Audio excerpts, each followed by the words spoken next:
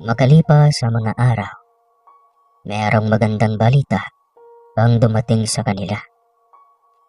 Tuwang-tuwa si Rod nang marinig na naidismiss ang kaso ng kanyang ama.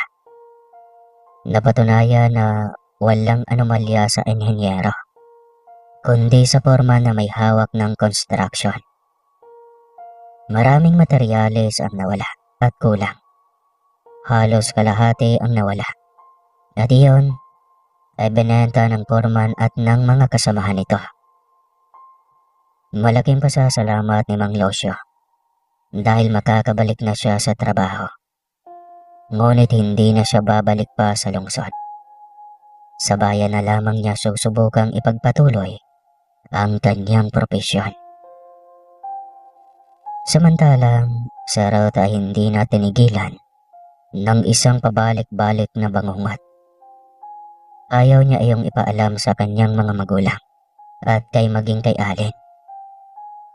Ngunit nitong mga nakaraang araw ay mas lalong lumalakas ang enerhiya.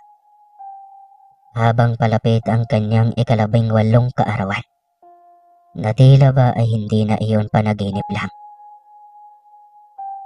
Rod, bakit nandito ka sa labas ng mansyon? Hapon na at palubog na rin ang araw. Mamaya may mga masasamang nilalang na naman ang makasalamuha mo. Una ni Allen nang dumalaw ito. Biyernes iyon ng hapon. Niyaya siya ng binata na pumasok sa loob ng mansyon at doon ay hindi niya napigilang magkwento tungkol sa kanyang panaginip.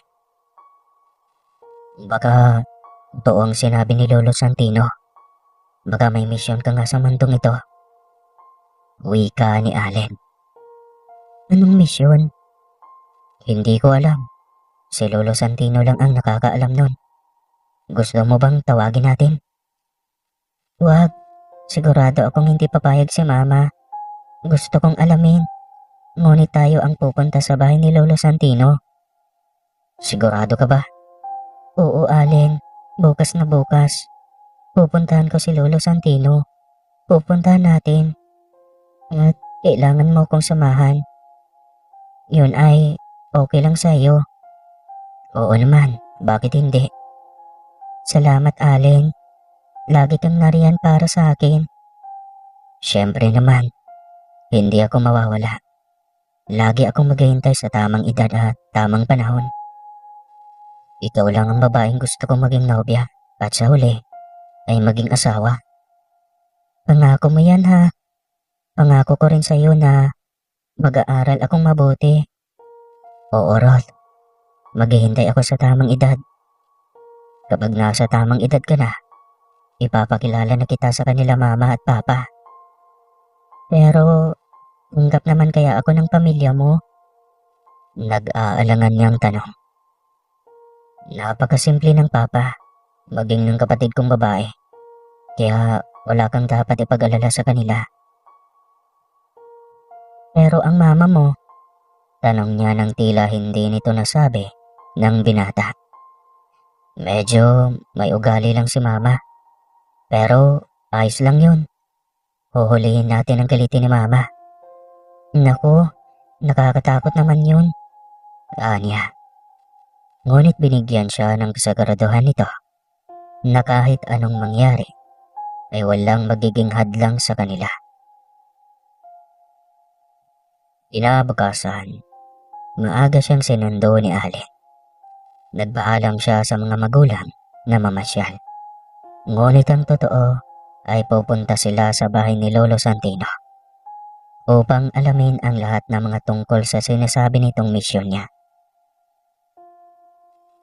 Ikaw ba talagang dalaga sa mansyon ng Villa Serafim? Abay, dalagang dalaga ka na ha. Buti nakadalaw ka dito sa aking munting kubo. Kasi Lolo Santino lagi po akong nananaginip ng isang kapre. Lagi kaming naglalaban sa panaginip ko. Kwento niya. Kung ganoon, nagsisimula na. May gustong ipahiwatig sa iyo ang lahat ng ito, Iha. Anong ibig mong sabihin, Lolo? Talunin mo sa panaginip ang kapring yon. Kapag sumuko siya, ibibigay niya sa iyo ang libreta na nagtataglay ng maraming kapangyarihan. Aanhin ko naman po yun, Lolo. Iha, gaya ng sinabi ko dati, magiging kapalaran mo ang pagiging albularyan. Nakaguhit na iyan sa iyong palad. Natatakot po ako, Lolo Santino. Lakasan mo lang ang iyong loob, Iha. Dahil kung hindi, baka pagsisihan mo sa huli ang pagbabaliwala mo sa mga bagay na ito. Uwi ka pa ng matanda. Narito lang naman kami sa likod mo, Rod. Nakasuporta kami sa iyo. Sabat ni Allen. Tumayo ang matanda at may kinuha ito sa isang baol. Ibinigay nito ang bagay na iyon kay Rod. Ano pong laman ng kahon na ito, Lolo Santino? Bubuksan mo yan oras na handa ka nang tanggapin ang papel mo sa mundong ito. Bili nito. Naging magulo ang kanyang isip dahil sa mga pangyayaring hindi niya akalaing darating sa kanyang buhay. Kaya ba sila dinala ng kapalaran sa probinsyang iyon? May dahilan ang lahat at iyon ay sa buhay niya. Inihatid siya ni Allen sa mansyon. Pagkatapos ay umuwi na rin ito dahil may tumawag dito at mukhang seryosong usapin iyon. Hintayin mo ko, Rod. Babalikan kita. Wika nito. Nagtaka siya dahil madalas naman itong dumadalaw sa kanya. Ngunit dumaan ang 2 linggo na wala itong paramdam sa kanya. Hindi matawagan at hindi nagre-reply sa kanyang mga text. Wala itong social media account kagaya niya. Matagal na niyang binura ang kanyang social media account dahil gusto niyang maging pribado lang ang buhay niya. At ganon din ang prinsipyo ni Allen. Tuloy ay hirap siyang makontak ito. Nakakahiya din kung siya mismo ang pupunta sa bahay ng binata. Ano na lang ang sasabihin ng mga kamag-anak ni Allen? Hanggang sa dumating ang kanyang dibo. Walang Allen na dumating. Maging ang kanyang mga magulang ay nalungkot para sa kanya. Anak, baka naging abala lang si Allen sa kanila mga farm. Saad ni Aling Cara. Imposibleng iyan lang ang dahilan, ma. Dati naman kahit gaano siya kaabala, ay nagkakaroon naman siya ng lagi ng oras para bisitahin ako. Ngayon lang ito at nagkataong dibo ko pa. Nangako pa naman siya sa akin na hindi siya mawawala sa araw na ito. Halos maiyak na siya habang sinasabi iyan. Kayaan mo, anak. Ang mahalaga ay kumpleto tayo. Hindi naman siya kawalan sa'yo, hindi ba? Baka hindi talaga siya para sa'yo. Huwag na lang nating ipilit. Wika rin ng kanyang ama. Kahit masakit marinig ang huling sinabi nito, ay pinilit niyang ngumiti.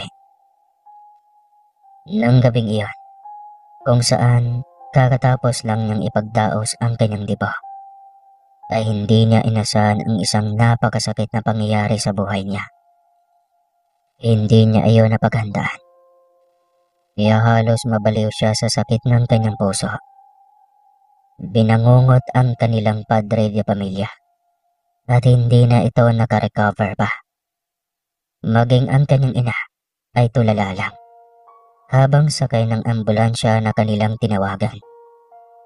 Hindi pa sila nangalahati ng biyahe ay umihi na sa pantalon ang kanyang ama. Indikasyon na wala ng pag-asa pa. Bakit parang sunod-sunod naman yata itong bigat ng puso na aking nararanasan, ma? Sobrang sakit. Napakadaya ni Papa.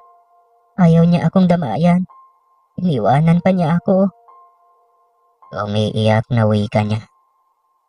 Huwag ka nang umiyak, anak. May dahilan siguro ang Diyos kung bakit nangyari ito sa atin. Tanging wika ng kanyang ina. Alam niyang higit itong nasaktan ng sobra dahil sa nangyari. Kaya kailangan niyang tatagan ng loob para sa ina. Inasikaso nila ang burol ng kanyang ama. Sa loob ng linggo nang pinaglamayan ang kanyang ama, ay wala man lang kahit anino ni Allen ang sumipot. Hindi niya alam kung bakit bigla na lang itong naglaho na parang bula sa buhay niya. Nangako naman ito na matapos ang kanyang tibo ay liligawan siya nito. Alam na lang pareho na mahal nila ang isa't isa. At ang tamang edad niya ang hinihintay nila upang maging opisyal na itong manliligaw niya. Walang mangyayaring ligawan dahil wala na kahit multo ni Allen ang nagpaparamdam pa sa kanya. Matapos ang isang linggong lamay ay pinalibing nila ang kanyang ama. Pareho silang pagod ng kanyang ina dahil sa ilang araw na pagpupuyat. Ang kanyang ina ay hindi pa nakaahon sa pagkawala ng kanyang ama. Kaya bawat sandaling maalala nito ang asawa ay kusang pumapatak ang luha nito.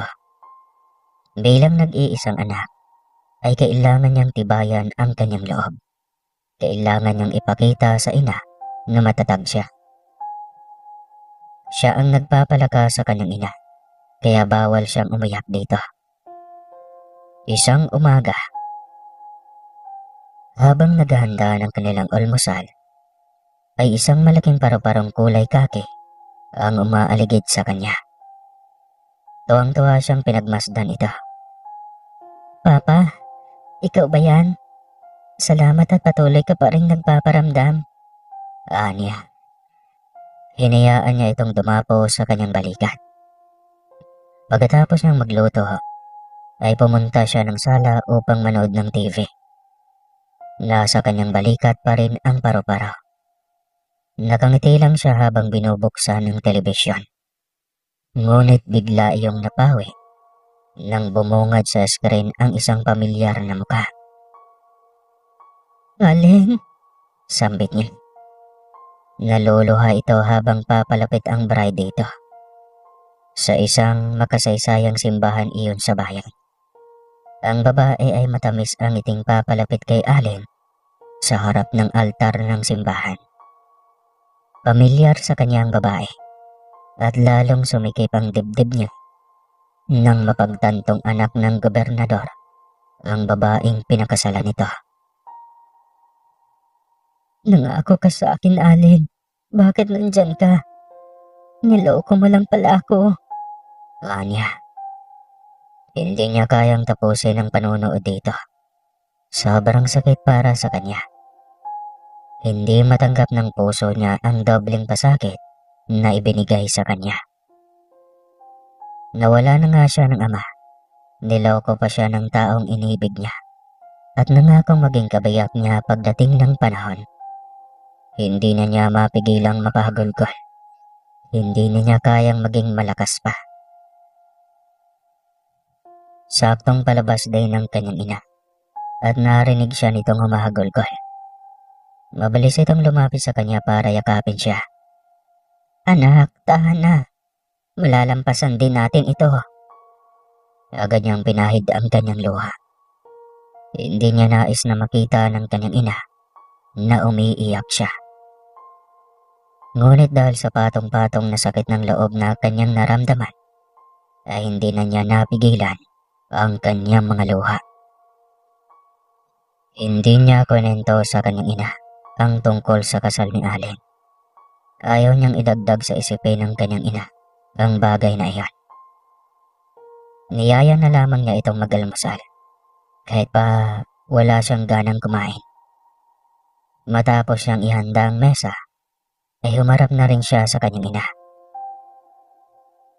Magsasandok na sana siya ng kanin nang mapansing may kasama sila ng kanyang ina.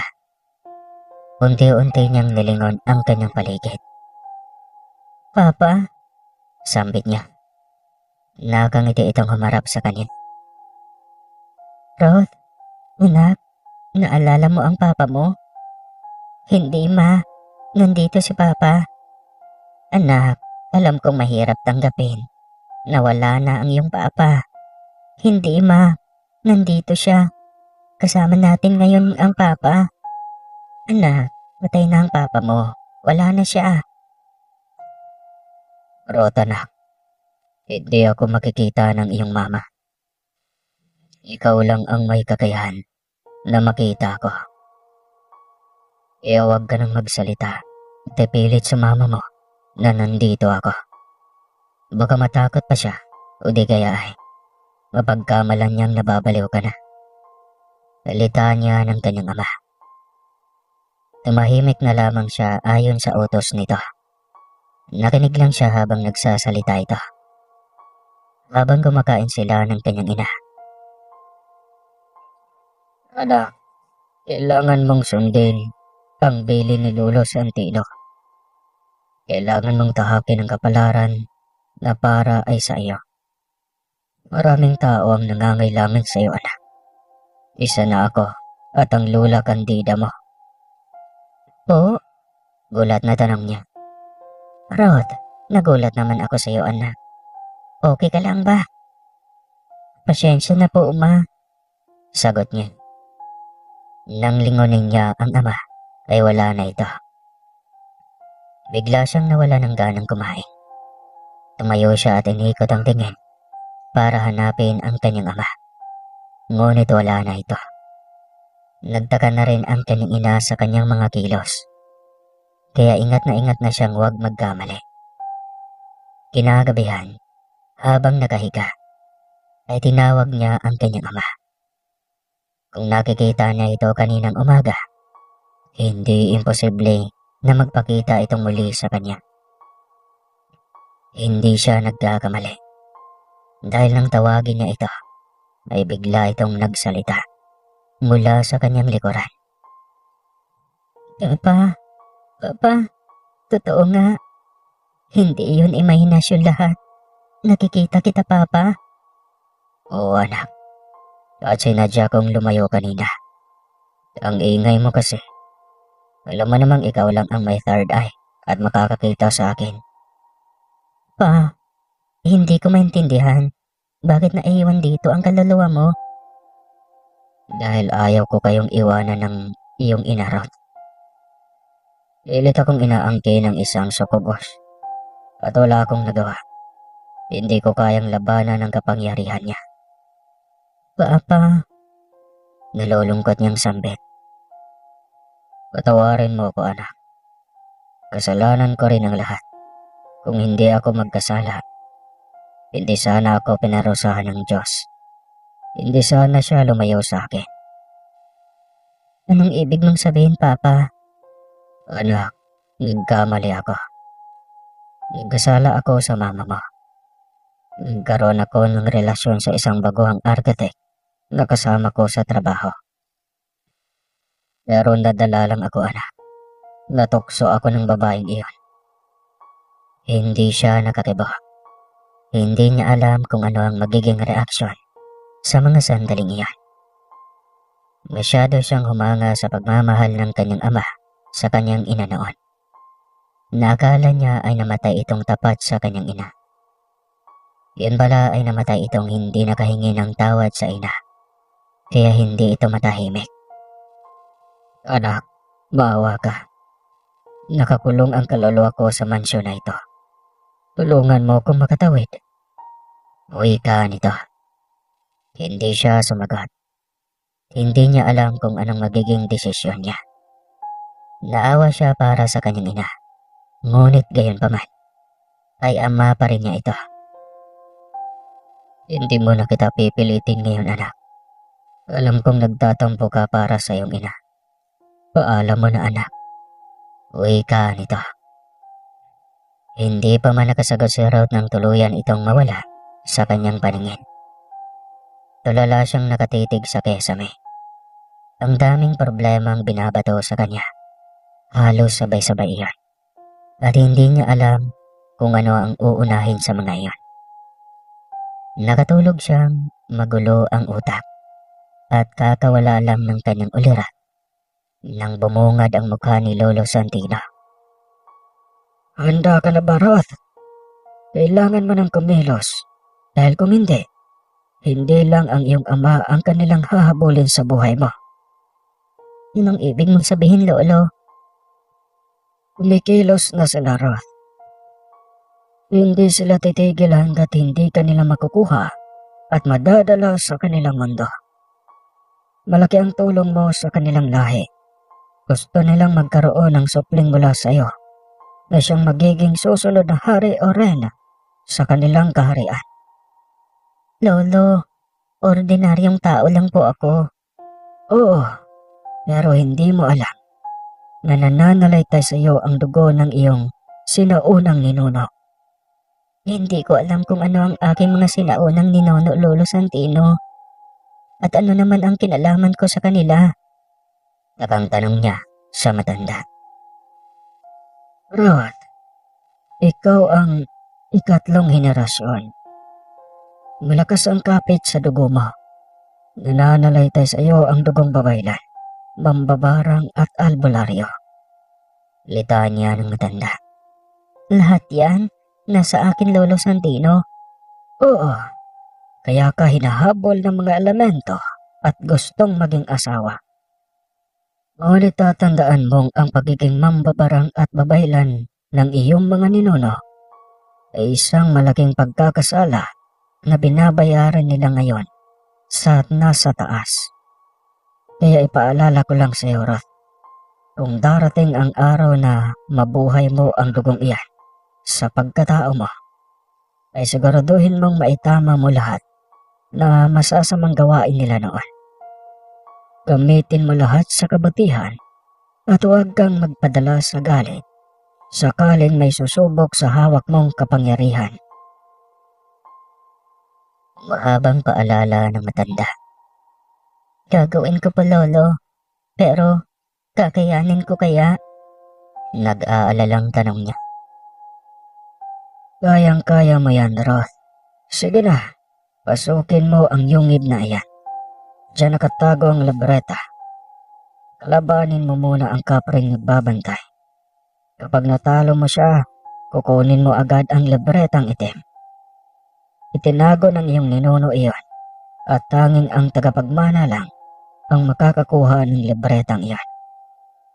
Sa akin nakapag-usap ang kaluluwa ng iyong mga ninuno. Kaya hindi ko pwedeng basta na lang baliwalain ko lang, lalo at palipas na rin ang aking oras. Kailangan na ng mga bagong albularyo na ang hangad ay pagtulong sa kapwa. Ang daming huwad ngayon, kaya hindi pwedeng hindi buhayin sa dugo mo ang nakatagong katauhan na galing sa iyong angkan. Pasukin mo na ang yungib na iyan.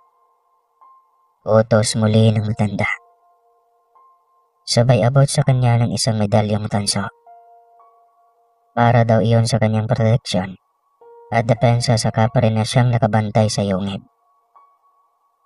Nagtaka siya kung bakit pa siya makipaglaban kung galing naman pala iyon sa kanyang mga ninuno. Ngunit paliwanag sa kanya ni Lolo Santino na kaya ginawa iyon ay upang masiguro na mapunta sa tamang kamay ang libreta. Nang dapat makakuha nito ay isang karapat-dapat na tagapagmana. Walang alinlangan niyang tinungo ang nasabing yungib. Ngunit hindi pa man siya nakapasok, ay hinarang na siya ng kapring tumalon mula sa puno ng malaking kahoy sa bukana ng yungib. Walang pwedeng pumasok sa yungib na iyan. Ang sino mang mga host na pumasok dyan ay hindi na makakalbas pa ng buhay. Banta ng kapre sa kanya. Ang libretang binabantayan mo ay libreta ng aking mga ninuno. Kailangan mong ibigay sa akin ang bagay na iyon. Kung hindi ay mapipilitan akong kalabanin ka. Babaeng martay, umalis ka na. Dahil hindi mo kakayanin ang kapangyarihan ko. Hindi mo ko matatakot. Alam kong mahinang nilalang kayo. At kung ayaw mo akong papasukin, napipilitan akong saktan ka. Anya.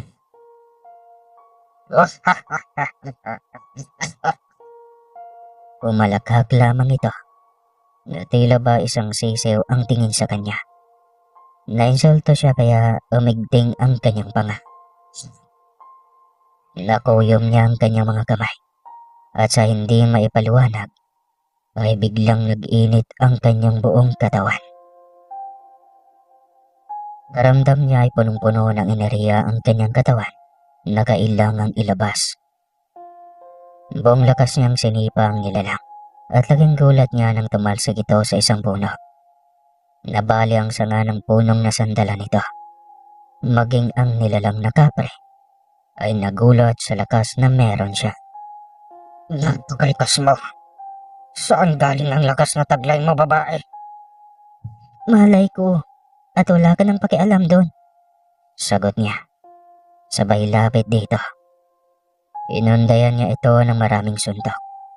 Panay ang hiyaw nito habang dumedepensa. Ngunit lagi pa rin itong natatamaan sa liksi at lakas na taglay niya. Hindi nga niya alam kung saan ito galing. Para siyang nasaniba ng isang lalaki sa lakas na meron siya sa mga sandaling iyon.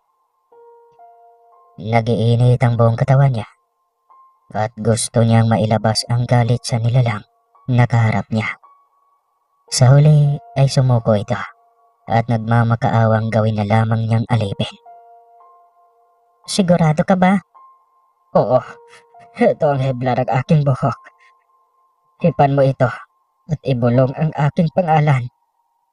Sokos, yan ang aking pangalan. At umasa kang sa isang tawag mo lang, ay darating agad ako.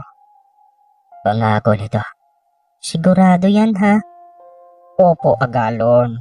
Isang tawag mo lang, Sukos. Darating agad ako para sa'yo. Sige, Sukos. O paano? Kailangan ko nang makuha ang libreta. Malaya mo makukuha ang pag-aari mo, Agalon. Ikaw ang tagapangalaga ng libreta na matagal ko nang hinihintay. Salamat kung ganon, Sokos. Anya. At pinasok ng nasabing yungib. Sobrang dilim kaya unti-unti niyang inaninag ang loob. Biglang may nagkumpula mga tutubay sa isang sulok ng yungib. Dahan-dahan siyang lumapit doon.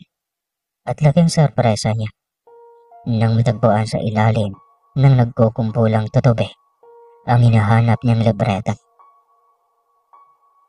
Agad niya iyong dinampot. Matapos damputin ay nagsialisan lahat ng mga tutubi. Patungo ang mga iyon sa labasan ng yungib. Sinundan niyang muli ang mga ito. Pagkarating sa labas, ay naghihintay doon si Sokos nang nakangiti. Sibala ngayon, isa ako sa mga gabay at katuwang mo sa iyong misyon kamahalan. Salamat, Sokos. Handa na rin akong harapin ang bagong landas na inilaan para sa akin. Paalam, Sokos. Magkikita tayong muli sa tamang panahon. Anya rito. Biglaan na lang niyang naimulat ang kanyang mga mata. At nagulat siya nang mapagtantong panaginip lang ang lahat. Nakatingin siya sa hawak na libreta. Kung panaginip lamang ang lahat, bakit niyang hawak ang libreta? Bakit malinaw niyang naalala ang lahat? Maging ang makapal at itim na hibla ng buhok ng isang kapre. Nasa kabilang kamay niya iyon. Biglang sumagi sa utak niya ang isang bagay. Upang mapatunayan kung totoo ang lahat, kailangan niyang gumawa ng isang bagay. Inilipat niya ang kaliwang kamay sa kanyang bibig. Pagkatapos ay hinipa ng isang beses ang isang perasong buhok ng kapre. Sokos, sambit niya. Ngunit walang kung anong senyales na may mahiwagang nilalang sa paligid. Muli ay umihip siya sa hibla ng buhok nito at muling tinawag ang pangalan nito. Tahimik pa rin ang buong paligid. Ano ba yan? Para naman yata akong baliw nito. Naginip nga lang yata ang lahat. Sambit niya. Ngunit nang akmang hihiga na siyang muli, ay isang nilalang ang bumungad sa kanyang harapan. Sokos, totoo ka? Galon, para naman akong totalsik sa kalawakan. Sa sobrang lakas mong umihip. Sabi ko isang beses lang eh. Napakarami na kaya. Nakakabingi yun ha. Kala ko kasi panaginip ko lang lahat eh. Talaga palang totoo kayo. Opo, kamahalan. Totoo kami. At saka, totoong isa ka sa mga mortal na may misyon sa mundong ibabaw. At kaagapay mo ang ilan sa mga elementong kagaya ko. At kasali na rin ako sa misyon mo. Asahan mong marami pang magsusulputan para maging katuwang mo sa misyong ito. Mahabang litanya ni Sokos. Nakapagdesisyon na siya. Handa na siyang yakapin ang bagong katauhan niya. Habang nag-aaral siya, ay aaralin din niya ang nilalaman ng libreta. At sa tulong iyon ni Lolo Santino. Kinabukasan, ay pinuntahan niya ang matanda. Ngunit laking pagtataka niya nang may makita siyang kurtinang kulay itim at puti sa bakuran ng bahay ni Lolo Santino. Takbo siyang lumapit matapos bumaba ng tricycle. Walang ibang naroon, kundi ang dalagang nagwawalis ng bakuran. Sino po sila? Tanong nito nang mapansin siya nitong humihingal sa likod nito. Si Lolo Santino, pwede ko ba siyang makausap? Naging malungkot ang reaksyon ng mukha nito. Patay na po ang lolo. Magpapagamot ka po ba? Pwede kitang gamutin. Kaso, hindi pa nga lang ako kasing galing ni Lolo Santino. Nanggagamot ka rin? Gulat na tanong niya. Opo. Kaya nang sabi ko, hindi pa nga lang ganun kagaling. Ako nga pala si Santina. Hinango ang pangalan ko sa aking lolo. Bata pa lang kasi ako ay kakitaan na ako ng kakayahang sundin ang yapak ng Lolo Santino. Noong bagong luwal ako ng aking ina, nabalot ako ng kabal. Ang bagay na iyon ay dinadala ni Lolo Santino sa taas ng bundok. Dinadasalan ito at inoorasyonan sa harap ng malaking puno ng kahoy.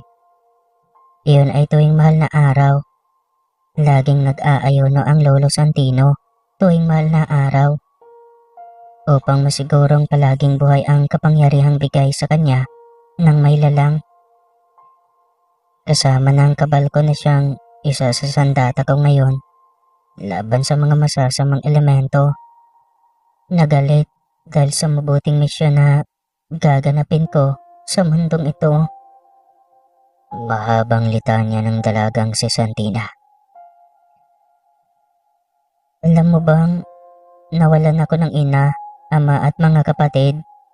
Ngayon ay si Lolo Santino na dahil ito sa pagmatigas ko noon. Ayoko kasing tanggapin na kakaiba ako. Pakaramdam ko kasi sa aking sarili noon ay anak ng dilim. Ngayon lang pumasok sa utak ko na ako dapat ang nagligtas sa kanila. Kung noon ko inaral lahat ng gustong ituro sa akin ng Lolo Santino, edi sana buhay pa sila ngayon. Bigla niyang naalala ang kanyang ama. Kaya rin ba nawala ang kanyang ama dahil sa pagbaliwala niya sa misyong dapat niyang kakaharapin? Sino ka nga po bala, Bini-Bini? Tanong ni Santina. Kaya muling nagising ang kanyang diwa. Ako nga pala si Rot at mukhang pareho tayo ng kapalaran. At katulad mo, nagmatigas din akong huwag tanggapin ang misyong ito. Kung kailan naman handa na akong tanggapin ang misyong ito. Tsaka naman nawala si Lolo Santino na siya sanang maging gabay at magtuturo sa akin sa lahat ng mga karunungan at karanasan niya sa buhay. Tayong dalawa ang magtulungan. Gusto mo ba? Tanong ni Santina. Ikaw? Balik na tanong niya rito. Sabi nga nila, di ba? Mas marami, mas malakas. Kaya magtulungan tayo. Naniniwala akong pinagtagpo tayo para sa misyong ito. Uwi ka ni Santina. Napangiti siya at nabuhayan ng loob. Paalis na sana siya nang may tumigil na tricycle sa harapan ng kubo ni Lolo Santino. Isang naghihingalong bata. Namumutla na ito. kaya kinabahan sila ng gusto nang makita ito. Nariyan po ba si Lolo Santino? Magpapagamot kami ng aking anak. Galing po kami ng bayan. Wika ng isang ginang. Patay na po si Lolo Santino. Bakit hindi niyo na lang sana dinala sa ospital, Manang? Galing na kami ng ospital. Pinalabas na lang din kami ng doktor. Kasi hindi nila kayang gamutin ang anak ko. Wala silang nakikitang sakit sa mga laboratorio ng anak ko. Tuwing Martes at Biyernes lang din naman siya inaatake ng ganito. Malikod siya at humakbang palayo sa mga ito.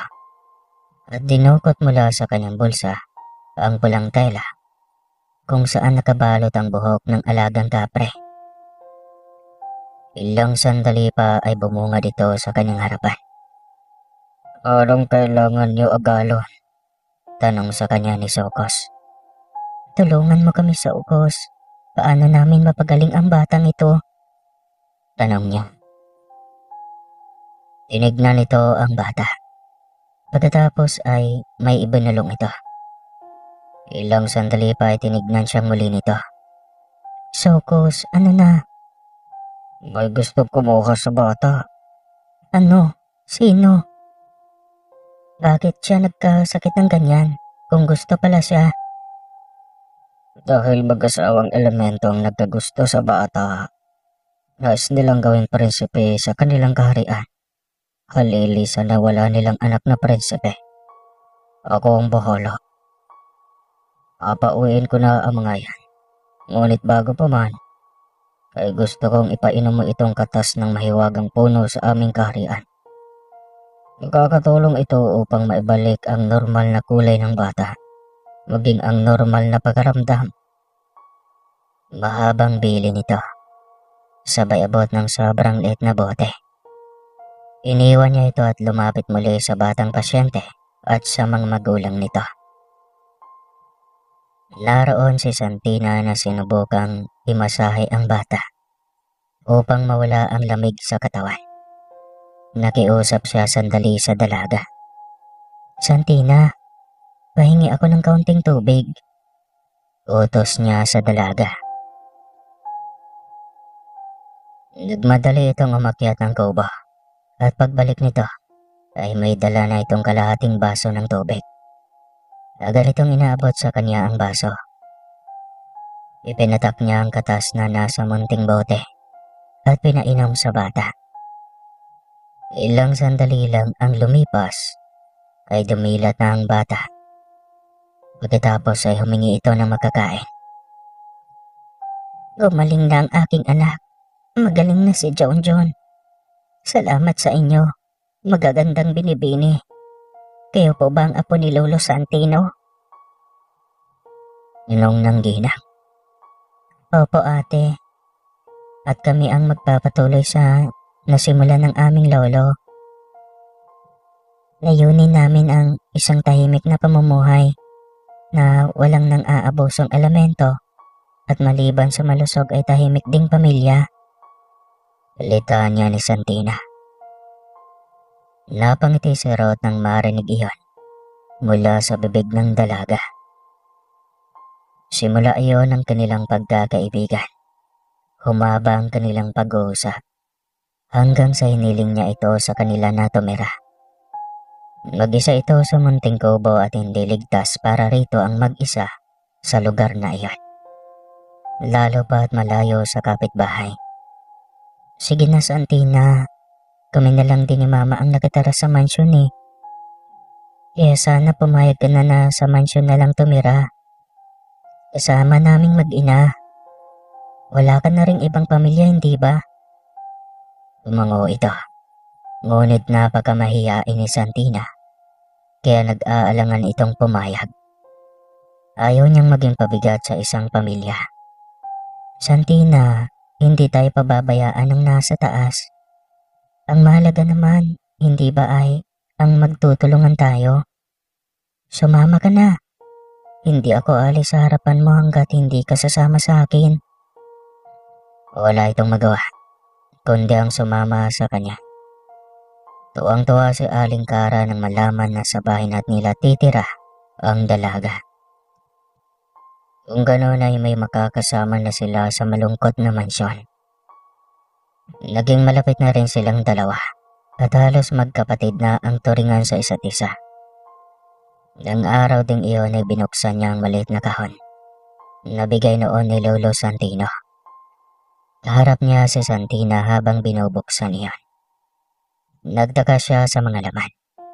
May kabal, pulang pangil na sobrang haba, medalyon, sulat at hugis luhang barilyanteng itim. Ito ang medalyon sa panaginip ko. Kulay tansong bilog na makapal at may marka ng mata ng dragon sa gitna. Anya, habang inaangat ang nasabing medalyon. Agad niyang ibinalik iyon sa kahon at dinampot ang isang sulat. Rot anak, oras na mabuksan mo ito. Makasuyo lang ako, Rot anak. Hanapin mo ang aking apong si Santina. Ang kabal na nandito sa kahon ay pag-aari niya. Ito ang bumalot sa kanya noong bagong silang siya. Ang barilyanteng itim ay sa kanya rin anak. Pagkat ito ang susi ng isang sulat kamay at sinaunang aklat. Ito ang magiging gabay niya sa pagharap niya ng kanyang misyon. Ang pangil ng kidlat ay isang matsyang kaloob ko sa iyo. Maging ang medalyon ay para sa iyo upang sa pagharap niyong dalawa ng inyong mga misyon ay hindi kayo mahihirapan.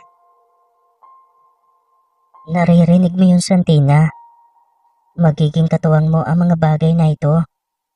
Anya, sabay abot dito ng tuyong kabal at ng kwintas na may palawit na barilyanteng itim. Halatang sinauna ito ngunit pagkatitigan pa lang ay halatang may lamang ineriya at hiwaga. Dinampot din niya ang munting aklat na may gintong panakip ang harap at likod. Kasing laki lamang ito ng palad. Ngunit ang kapal ay nasa 2 pulgada o mga nasa 5 sentimetro. Ito na yata yung Santina. Wika niya sa dalaga. Sabay abot ng munting aklat. May ganito pala si Lolo. Pwede yata itong isang la. Parang ginto na rin. May kabigatan pa. Una ni Santina. Dati ang itim na brilyante ay aabot din ng ilang milyones ang halaga, panigurado. Oo nga eh. Paano kaya naging susi ang brilyanteng ito sa gintong libro na ito? Tanong nito. Sabay paikot ng sagradong aklat na may parang sinturong kulay itim na nakaikot sa gitna ng munting libro. Doon ay napansin nito ang isang butas. At sa tansya nila ay doon isasaksak ang nasabing brilyante upang mabuksan ang mahiwagang libro. Biglang may pumitik sa loob at kusang natanggal ang itim na bagay na nagsilbing pangsara ng aklat. Tuwang-tuwa na binuksan iyon ni Santina. Ngunit dismayado ito nang makitang hindi mababasa iyon at hindi maintindihan. Paano ba yan? Hindi naman yata maintindihan ang panulat na ito. Dismayado nitong sabi. Sinilip iyon ni Roth. Naku, sulat baybayin ito. Kailangan mong aralin. Dahil tingin ko ay mahalagang papel ito sa pagiging albularya mo. Puna ni Roth. Subukan kong aralin kung kaya ko. Wika naman ni Santina. Itago na muna natin ito.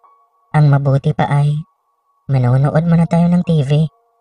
Nang sa ganun ay mawala kahit saglit ang mga stress sa utak natin. Wika niya. Sumunod din ito sa kanya. Masaya silang nanonood ng palabas at ito madalas ang nagiging banding nilang dalawa. Hindi na rin nag-aaral ng kolehiyo si Santina at kahit anong pilit niya dito ay ayaw talaga nitong mag-aral. Nasanay na rin ang mga taong lumapit sa mansyon upang magpagamot sa kanilang dalawa. Hindi sila ganon kagaling, subalit nagtatulungan sila at sa tulong na rin ni Sokos na kanyang alaga mula sa kabilang mundo. Lumipas ang mga taon nang matapos niya ang kolehiyo ay naging full-time na rin siyang manggagamot at hindi niya ginamit pa ang kanyang kinuhang kurso. Isa ring inhinyero ang kursong kinuha niya. Ngunit nawalan din siya ng ganang gamitin ang titulong ito dahil ang tawag para sa kanya ay ang maging manggagamot sa mga may hindi ordinaryong karamdaman. At iyon na ang gusto niyang panindigan. Kasama sila ni Santina na harapin ang misyong ito. Nakakapagod naman ang trabahong ito. Buong maghapon ubos ang enerhiya natin. Ni Santina. Oo nga pero wala tayong magagawa. Ito ang misyon natin sa mundong ito. Kaya nga masarap din sa pakiramdam. Makitang lumakas ang taong halos nag-aagaw buhay na. Ibig sabihin ay ginamit tayong instrumento ng Diyos upang madugtungan ang buhay ng isang tao. Oo nga, Santina. Ang sarap sa pakiramdam. Nakakangiting sagot niya. Humilata silang dalawa sa harap ng telebisyon. Namili siya ng channel na may magandang palabas. Nang biglang bumungad sa screen ang mukha ng pamilyar na lalaki. Si Allen. At ayon sa ulat ay pauwi na itong Pilipinas galing Espanya. Tila ginilita ng matalim na bagay ang kanyang dibdib. Halos hindi siya makahinga sa sakit na iyon.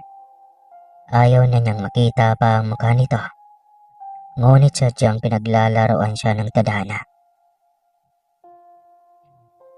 Bakit parang nalungkot ka nang makita ang gwapong iyan? Nobyo mo ba? Tanong ni Santina. Hindi ikaw talaga. Oo nga pala, kumusta? Naaral mo na ba ang nakasulat sa libro ng lolo mo? Oo Rod. Hindi pa nga ako nangangalahati Bakit? Tungkol sa ano ba yun?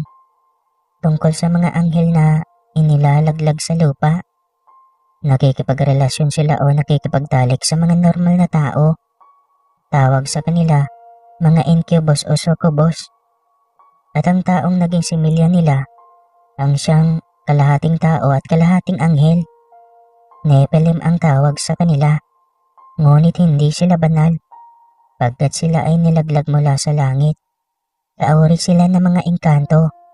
Ngunit sa kabila ng lahat, may ibang mga similya ang mga ito ang gumagawa ng mabuti, kagaya ng pagiging albularyong manggagamot.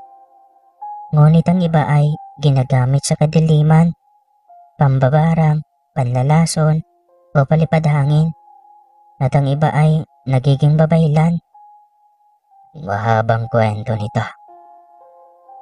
Kung ganun, ang makapal na librong iyan ay isang kasaysayan? Tanong niya. Oo, Rod. Para siyang diary ng isang angkan at natatakot ako.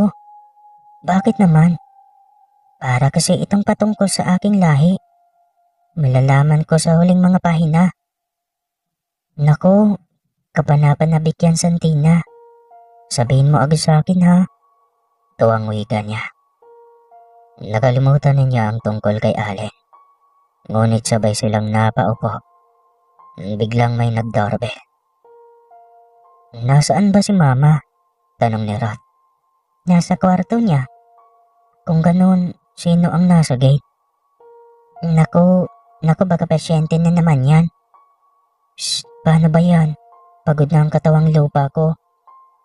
Oo nga pero kawawa siguro kung hindi natin tutulungan.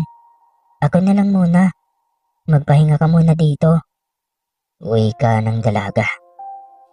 Sige, Santina. Salamat ha. Medyo mabigat talaga ang katawan ko ngayon. Hindi ko alam kung bakit. Anya. Humiga siyang muli at nanood ng TV. Maghihintay na lamang siya na matapos gamatin ni Santina ang huling pasyente. Pagkatapos ay kakain na rin sila agad at magdasal para makapagpahinga. Sa lakas ng telebisyon ay hindi niya narinig ang paglapit ni Santina. May kasama ito at hindi man lang na napansin ang mga titig nito sa kanya kanina pa. Naramdaman na lang niya ang presensya ni Santina nang duman ito sa kanyang harapan. Tsaka lang niya hininaan ang volume ng TV. Oh, akala ko ba may pasyente ka? Meron pero sakit sa puso. Sakit sa puso? E di, ina-refer mo sana sa ospital. Hindi rin.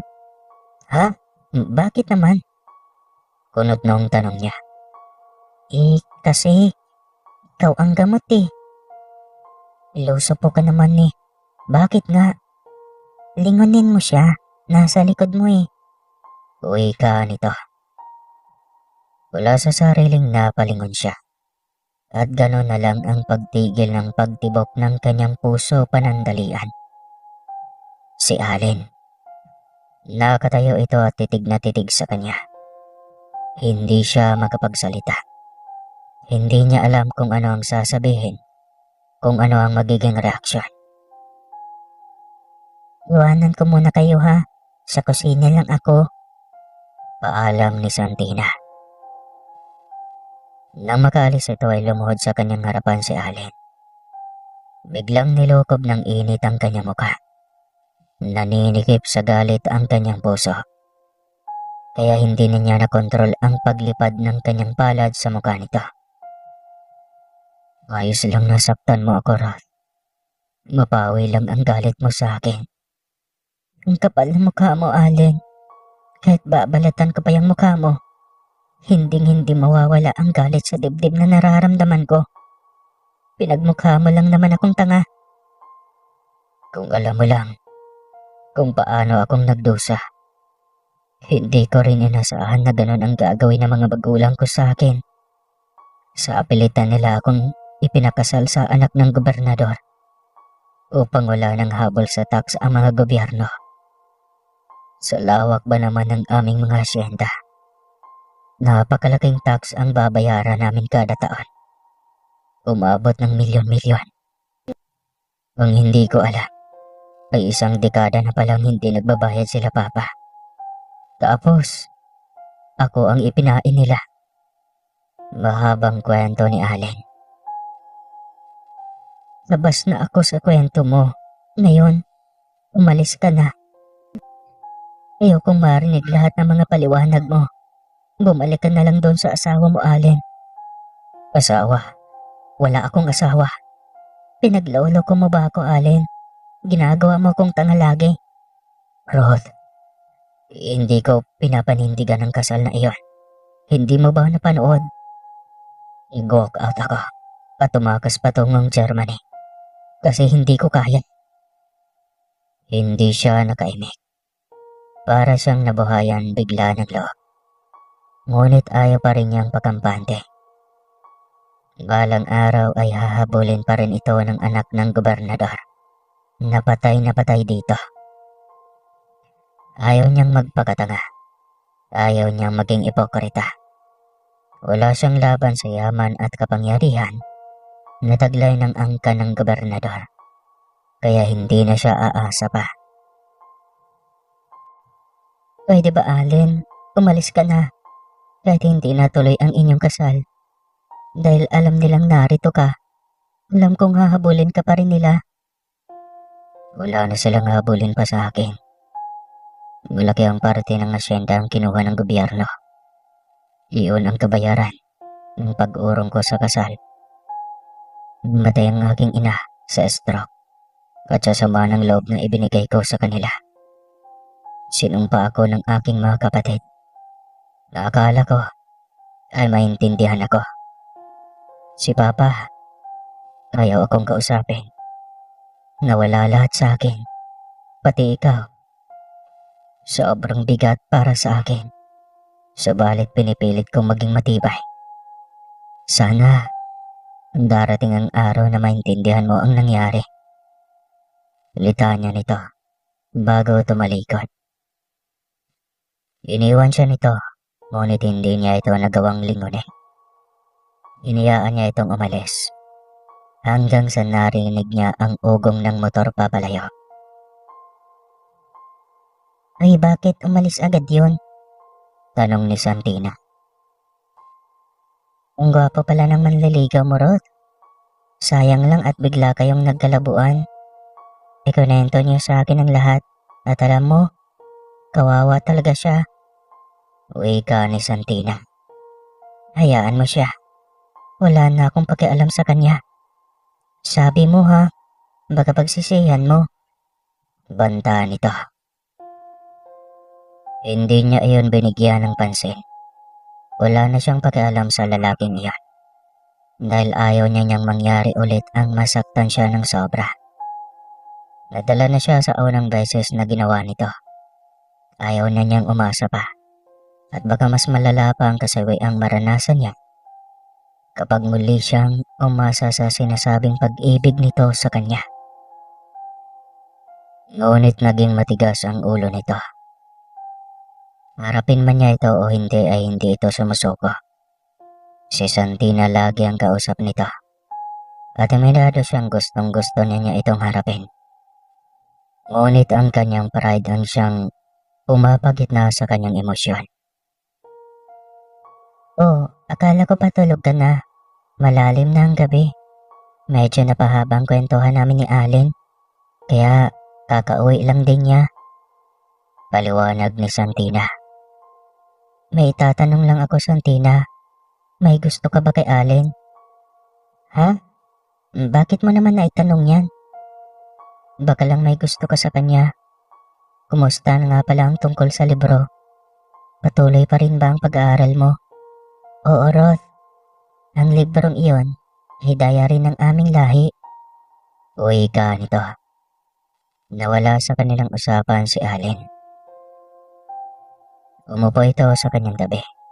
Pinatay niya ang TV upang makapag-usap sila ng maayos. Ipaliwanag mo nga, naguguluhan ako. Anya. Si Lolo Santino ay siyang huling angkan ng isang Nephilim. Isang lahi na ang kalahati ay tao at kalahating anghel. Anghel na makasalanan kaya isinaalang-alang na mga lahi ni Lucifer. Ngunit ang Lolo Santino ay mas piniling tahakin ng liwanag. Ginamit niya ang kapangyarihan para lamang sa kabutihan. Kaya niyang makita ang hinaharap. Kaya niyang basahin ang kapalaran ng isang nilalang. Marami siyang kakayahan na hindi napunta sa akin. Ngunit, maaari ko rin namang buhayin. Dahil nasa dugo ko na.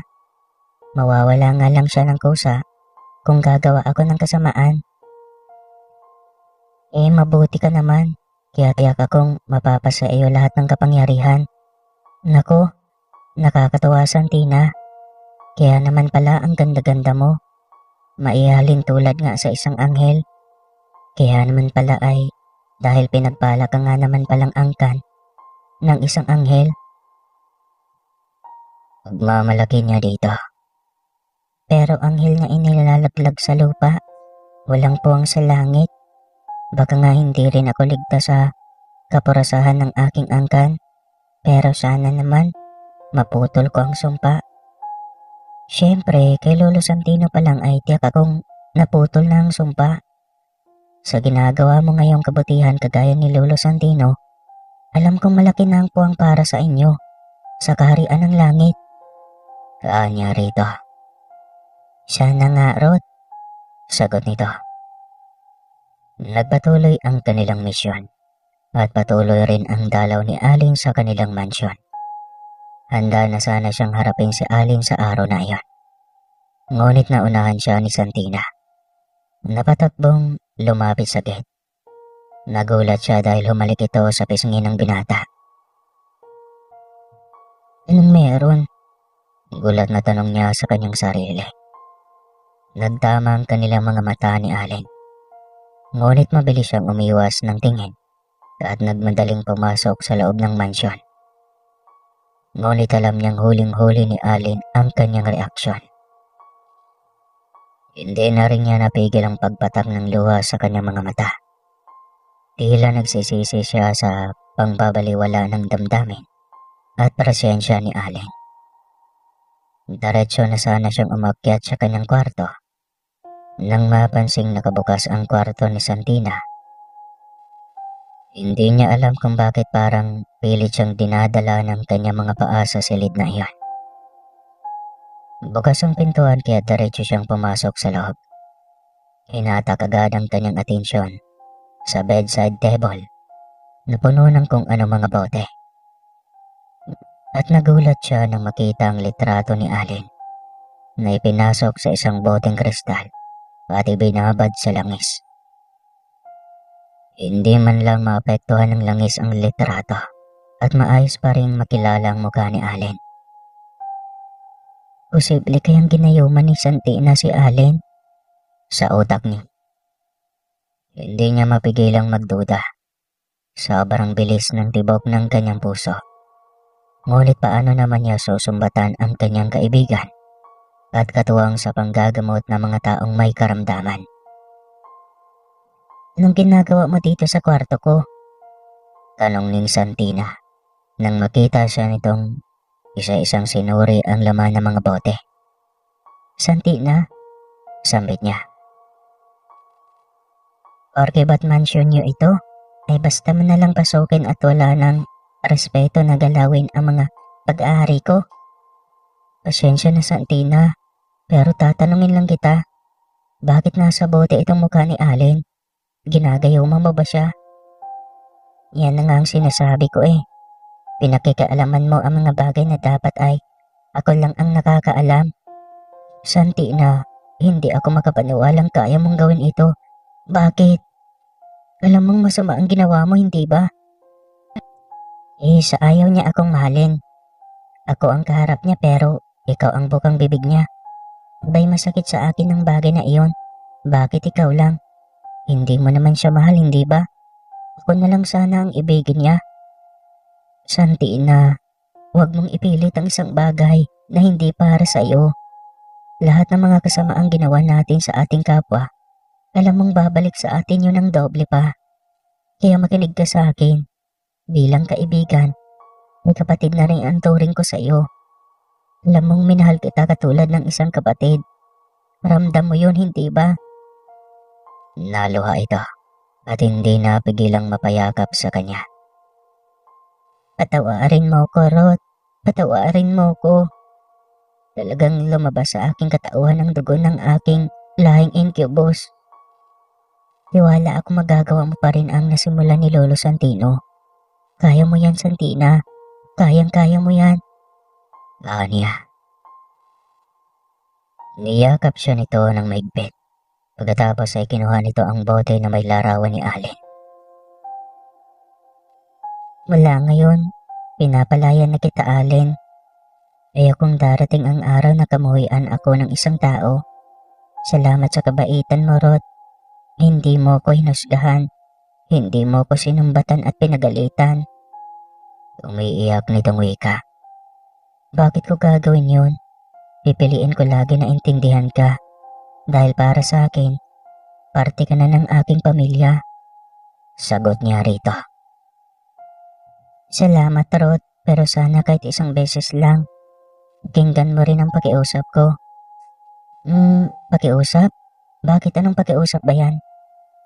Sana naman bigyan mo rin ng pagkakataon na manligaw at maging nobyo mo si Allen. Tinalikurin niya ang lahat para sa iyo. Sana maisip mo man lang iyon at maawa ka na rin sa kanya. Bigla siyang natahimik. Siya rin naman ay pilit na nagkukubli sa galit na maskara. Gayong ang totoo ay gustong-gusto na niyang mayakap ang binata. Susubukan ko, Santina. Sagot niya. Ang totoo ay ito talaga ang naging desisyon niya. Bago pa man niya na-discover na mahal din ito ang lalaking ilang taon na niyang minahal. Ngunit ito rin ang unang bumigo sa kanyang mapagmahal na puso. Biglang nalipat ang kanyang atensyon sa gintong libro. Tapos sila nagulat nang biglang magliwanag ito. Patakbo silang lumapit upang tignan kung bakit ito kumikinang. Ang saya ko, Ruth. Wika nito sabay yakap sa kanya. Bakit? Para saan ba yung pagliwanag ng gintong libro? Ruth, nagliliwanag ang libro tuwing nakagawa ng kabutihan ang tagapangalaga nito. Sobrang salamat at nailayo mo ko sa pagkakasala, Ruth. Kung nangyari ay, itinakwil na nila ako at kusang mawawala ang libro sa akin. Bawat pagliwanag ng aklat ay ang pagdoble ng taglay kong lakas bilang apo ng hindi pangkaraniwang nilalang. Ang sarap pakinggan, alam mo ba yon? Kaya dapat tuloy-tuloy lang ang kabutihan para sa angkan mo noon at sa susunod pang henerasyon. Sigurado akong magkakasama tayo sa pangakong paraiso. Tiyak iyon. Wika niya naman. Kinabukasan ay naabutan niya ang kanyang ina. Nagluluto ito ng almusal, kaya tinulungan niya ito. O anak, ang aga mong nagising, magpahinga ka muna. Ayos lang mama, linggo naman ngayon. Sige, ang mabuti pa ay maaga tayong magsimba. Nang sa ganun ay hindi tayo gabihin. Paano si Santina? Baka pagod pa yon. Nag-aalalang wika niya. Ngunit bigla itong sumingit sa kanilang usapan mula sa kanyang likod. Kanina pa ako gising at maganda yung suwestyon ni Tita Cara. Ikaw ang bata ka. Ilang beses ko bang sasabihin sa'yo na mama na ang itawag mo sa akin para naman madagdagan itong anak kong nag-iisa lang. Isa pa ay parang magkapatid na rin naman kayo, hindi ba? Maging mag-ina na lang din tayo. Wika ni Aling Cara. Napakaswerte ko talaga sa inyong mag-ina. Napakabuti ng puso nyo. Dahil mabuti ka rin, napakabait mo Santina. Kaya magaan ang loob namin sa'yo. Wika ni Rod. Agad silang nagbihis upang agahan ng pagsimba. Tanghali pa lang ay nakauwi na sila, kaya nakapagpahinga sila sa buong maghapon. Nagising lamang sila nang may nag-doorbell. At hindi siya nagkakamali, dahil si Allen ang nasa labas. Kabado, ngunit masaya siya sa pagkakataong iyon. Hindi na siya magiging duwag na harapin ang totoong pag-ibig. Si Allen ang nagpatibok ng puso niya mula umpisa. At ito na rin yata ang magiging huling destinasyon niya sa mundo. Totoo ba ito? Ikaw ang magbukas ng gate para sa akin? Masayang tanong ni Allen nang makita siyang papalapit sa gate. Tulog si Santina. May kailangan ka ba sa kanya? Kunwari ay tanong niya. Wala akong kailangan kay Santina. Sa'yo ako may kailangan. Wika nitong matapos makapasok. Hindi siya sumagot. Sobrang saya ng kanyang puso. Ngunit pilit niya iyong ikinukuble. Dinala niya ito sa loob ng bahay. Anong kailangan mo sa akin? Tanong niya nang nasa loob na ito ng mansyon. Kaalis na muli ako, Rod. Wika nito. Biglang tumigil ang lahat sa kanya. Tila ba kay hirap huminga. Namumuo ang luha sa kanyang mga mata na pilit niyang huwag kumawala. Ang sikip ng dibdib niya. Muli na namang may tanong sa kanyang isip. Kung kailan handa na siya, tsaka naman ito susuko. Lilipad ako ng Espanya dahil naghihintay ang trabaho sa akin doon. Hinihintay ako ng aking tiyahin doon. Wala na rin naman akong pag-asa sa'yo. Hindi na yata mawala ang galit mo sa akin. Pero, patawad muli. Bakit, Allen? Tinatanong mo ba ako minsan kung galit pa ba ako sa'yo? Naglakas loob ka bang lumapit sa akin? Di ba si Santina lang ang gusto mong kausap tuwing pupunta ka rito? Kasi, ayaw mo kong harapin, Rod. Dahil hindi ka rin lumapit sa akin. Galit na wika niya. Lumapit ito sa kanya. Hinawakan ng kanyang pisngi at nakangiting nakipagtitigan sa kanya. Ibig bang sabihin ay mapatawad mo na ako? Ayos na ba tayo? Pwede na tayong magpakasal sa mga susunod na araw? Sunod-sunod na tanong nito. Kasal agad? Hindi ba pwedeng nobyo lang muna kita? Hindi nakataka sa kanya mga mata ang pagpatak ng luha ng binata. Luha ng kaligayahan at kagalakan. At ganoon din siya. Dumaan sa pagsubok ang kanilang binuong pag-uunawaan noon pa man. Ngunit sa uli ay sila pa rin naman ang tinadhana. Sinubok lamang iyon upang mas maging patatagin pa. Hindi na tumuloy pa si Allen patungong Spain. Inasikaso niya ang napabayaang asyenda at makalipas lang ang ilang buwan ay inalok agad niya ng kasal si Roth. Ayaw na niyang patagalin pa masyado at ilang taon na rin siyang naghintay na makasama ito. Wala ring tutol sa ina ni Roth kaya mas naging madali ang lahat. Matapos ang kanilang kasal ay wala pang 2 buwan nilang pagsasama ay nakabuo agad sila. Masasabi nilang isang maswerteng pamilya ang kanilang naitayo. Wakas ng kwento hanggang sa muli.